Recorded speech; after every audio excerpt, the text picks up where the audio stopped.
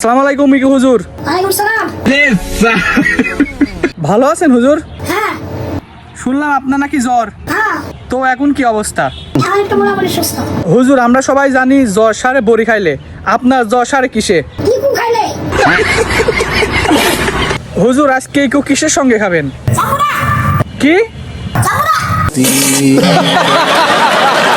হুজুর খাওয়া দাওয়া শুরু করেন, ইকো দেন। না না হুজুর, এই ইকোটা হয় নাই, ভালো করে ইকো দেন।